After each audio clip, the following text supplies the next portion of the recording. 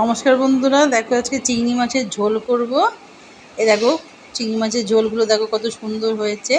এভাবে করার জন্য আমি দেখো কি নিয়েছি। প্রথমে চিংড়ি মাছগুলো নিয়েছি, ভালো করে ধুয়ে পরিষ্কার করে পেছনের সুরগুলোও বের করে নিয়েছি। ওই সুর থাকলে পেটটা খারাপ হয়। এবার চিংড়ি মাছ কড়াইতে তেল দিয়ে একটু ভালো করে নুন হলুদ মেখে ভেজে নিলাম। ভেজে নিয়ে তারপরে আমি কি কড়াইটার মধ্যে যেটুখানি তেল রয়েছে ওর মধ্যে আমি একটু সামান্য পরিমাণ কালো জিরা দেবো, দিয়ে সেটাকে আমি রান্না করব। দেখো চিংড়ি মাছগুলো একটু ভালো করে ভেজে নিয়েছি। ভেজে নিয়ে কড়াইয়ের মধ্যে একটুখানি আছে পরিমাণ মতো তেলের মধ্যে কালো জিরে দিয়ে এই যে বেগুন আর ঝিঙে আমি দিয়ে ভালো করে কেটে নিয়েছিলাম, লম্বা লম্বা করে কেটে নিয়েছিলাম। দেখো এইগুলো আমি দিলাম কড়াইতে, ঝিঙে আর বেগুনটা দিয়ে ভালো করে এটার মধ্যে আমি একটু ভাজা ভাজা করব। এর মধ্যে এই জন্য পরিমাণ মতো লবণ দিলাম আর একটু পরিমাণ মতো আগে হলুদ দিচ্ছি। এটা দিয়ে নাড়াচাড়া করব। দেখো নুন আর হলুদ দিয়ে একটু নাড়াচাড়া করার পরে যখন একটুখানি অল্প একটু ভাজা ভাজা হচ্ছে, দেখো পুরো মশলাটার মধ্যে নুন হলুদটা পুরো সবজিটার মধ্যে মেখে গেল। এবার তার মধ্যে একটু একটু শুকনো মশলা দেবো।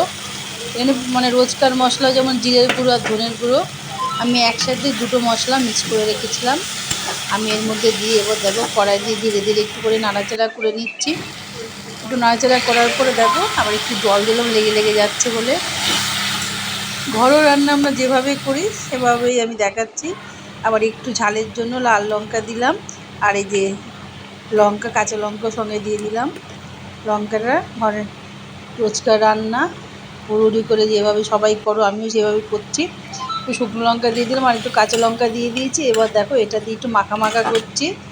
এই যে মাখা মাখা করছি, সবজিটাও একটু দেখো শুকিয়ে এসছে, মশলাটা দেখো শুকনো শুকনো হয়ে গেছে। এবার যেই শুকনো শুকনো হয়ে যাবে আমি একটু পরিমাণ মতো কী করবো জল দিয়ে দেবো।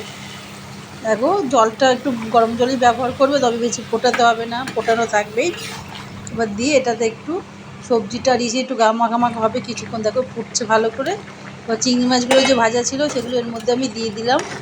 চিংড়ি মাছগুলো দিয়ে এবার দেখো একটু সময় এটা একটু করতে হবে রান্না।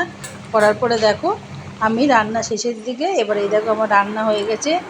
চিংড়ি মাছের ঝোল, বেশ ঝোলও রয়েছে, ভাত দিয়ে মেখে খাওয়ার মতো। খেতেও দেখো দেখতে যেমন সুন্দর হয়েছে, খেতেও অসাধারণ হয়েছে। তোমরাও এরকমভাবে করে নিতে পারো রোজকার পথ। চিংড়ি মাছের ঝোল এই দেখো রান্নাটা, আর রংটাও দেখো কত সুন্দর লাগছে।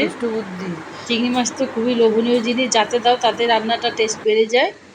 আর এটা করেছিলাম, খুব ভালোই হয়েছিল, তোমরা আমার মতো করো। তারপরে ভাতের থালাটাকে সাজালাম, এই দেখো বিভিন্ন পদ দিয়ে। কেমন হয়েছে বলো।